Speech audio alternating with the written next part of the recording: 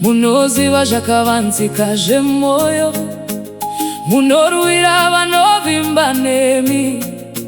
Simba renyu haringakundwi pataishorwa navanhu, tichinzi mazita anorwadza. Takadzingwa tisina mbosva nokuda kwezvipo zvamakaisa matiri. Kana vanhu vachititadzira, tinokanda mutoro kwamuri. Hamumbosiya vana venyu, nguva yenyu ndiyo yakarurama. Mabatiro avanoita vamwe hana kururama. Baba muvaregerere, havazivi zvavanoita.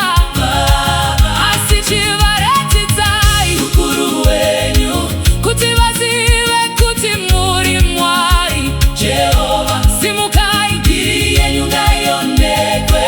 Baba chivaratidzai simba renyu, kuti zita renyu rikudzwe.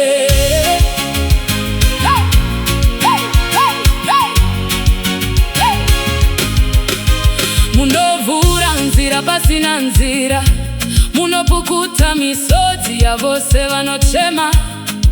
Hanomukira mwana wenyu, hanozosangana nesimba renyu. Munosimudza vakazvininipisa, muchidzikisa vanozvikudza. Mavaza enyu anopupura, kuti hamuna wamunofanana naye.